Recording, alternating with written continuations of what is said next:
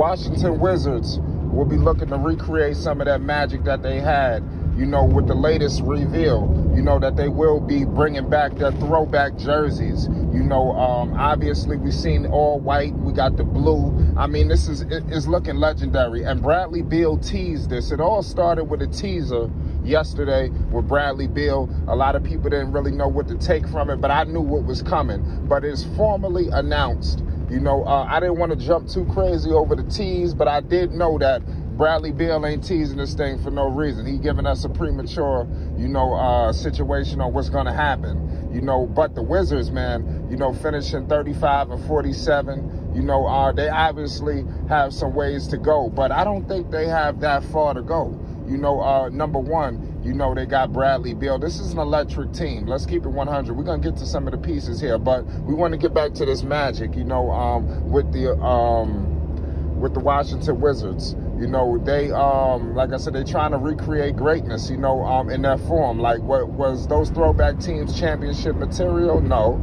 You know, were they fighting for the playoffs? Yes. You know, did they have some big threes in there? We're going to get all into everything. Yes. Obviously, the most notable name who donned these jerseys that they're bringing back, you know, the classic Wizards jerseys, which wasn't too long ago. You know, I'm going to get to my era when I seen them. Because people that's my age or, you know, around, you know, y'all seen these jerseys before. It wasn't too long ago. It's not like some of these other jerseys that they bringing back that we haven't seen. And, you know, we probably wasn't even born when the shit came out. You know, these jerseys here, you know, were donned, you know, by a trio that we'll get into shortly. But obviously the most notable name who donned this jersey is Michael Jeffrey Jordan. Let's keep it 100. We all know, you know, he came out of retirement. We're not going to get all into the situation, but I believe Collins was the coach at the time, you know, when Jordan came up there in Washington. You know, they had a lot of aspirations. I don't know if it was an ownership thing. There's a whole lot of politics involved, how Jordan even ended up in Washington. You know, obviously things didn't go scheduled as planned. You know, we're not going to get all into that,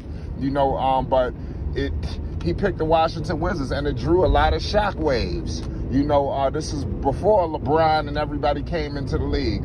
You know, Michael Jordan still was excellent. You know, he put up his numbers for the Washington Wizards. Hell, if I'm not mistaken, he played, well, I am for sure he played in Washington for 2 seasons. One of those 2 seasons, he averaged 22 points per game, 5 rebounds, and 5 assists, shooting 41% from the field. I think that's pretty good.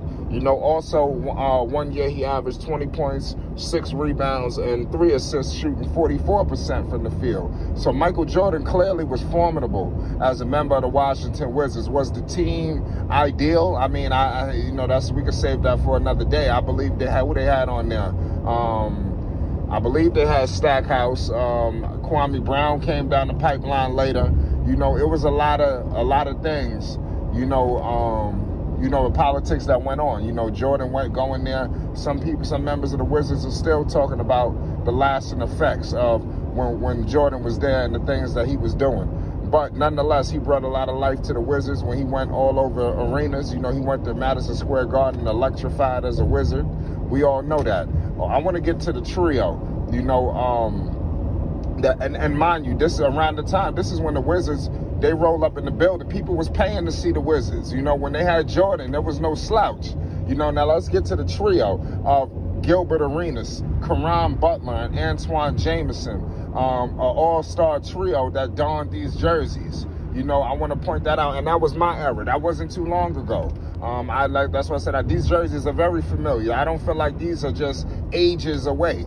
You know, just ages. You know, I think that, you know, it wasn't too long ago. Like I stated, I think they were donning these jerseys when LeBron was originally in Cleveland. They was going at it with Washington and Cleveland. That was a good little situation. I don't know if that was necessarily a rivalry, but it was definitely some bad blood there, you know, in a lot of historical moments where LeBron hitting the game winner, Gilbert missing free throws. I mean, but bottom line was the Wizards was a formidable basketball team. You know, so I'm starting to feel like they're trying to recreate some of that. You know, we're going to get to some of the hosts of those guys that was on there, because we all know Gilbert Arenas was a goddamn problem. Of course his knees and everything didn't hold up, but Agent Zero was no slouch. He played 8 years in Washington. We all know he was all over the league, but we all know he's synonymous with Washington.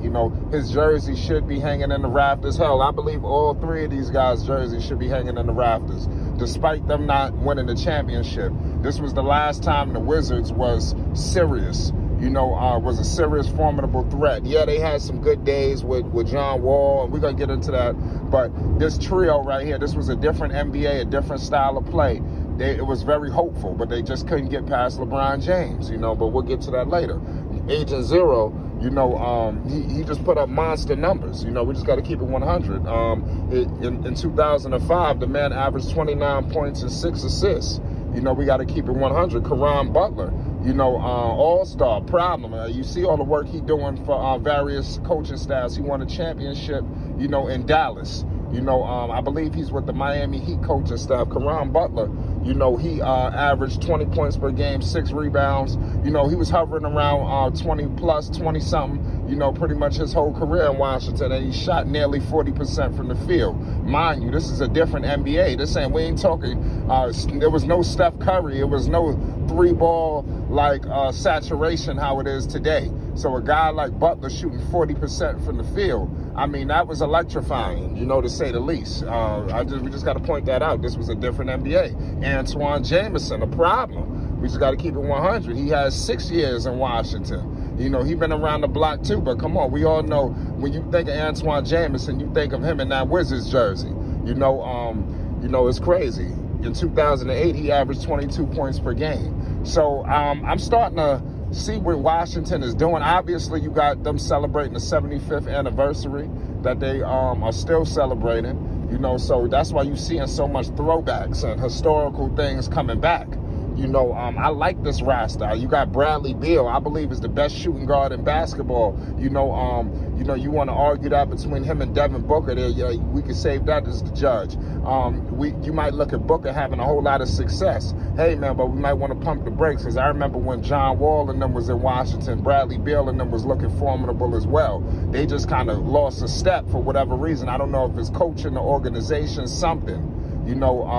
So it wasn't until Chris Paul got there to when you see Booker up in the finals and this, that, and the third. You see they are damn near lost to New Orleans. So we might want to pump the brakes when just saying, we just not making a popularity contest. Bradley Beal is a problem, and he will humble a lot of people out here. You obviously got Chris Snacks Porzingis. I like him. I'm going to say I like him for this team. Obviously, y'all all know I'm not a huge fan. I'm a native New Yorker. I don't like how he did my Knicks, but we'll save that for another day. But it's crazy. I like Rui. I mean, this team got talent. Now it's up to them to put it together. There's no reason why this team shouldn't be fighting for the postseason. It wasn't too far behind this season that just passed. Bradley Beal was injured. So let's see what's going to happen now with this situation where Porzingis, a shot blocker, another guy who could give him 20. I think that was a huge upgrade over the Bertans of the world and things of that nature. He wore out his welcome in Dallas, but he's going to be good in Washington. So they're going to be formidable, man. And with these throwback jerseys, man, it's going to be crazy. Let's see if they can recreate greatness. Shout out to SMG. My guy from Washington, D.C. You already know what time it is. The whole D.C. stand up. It's Flight Sports TV. Hit that like button and most definitely hit that subscribe button. We're going live tonight. It's Flight Sports.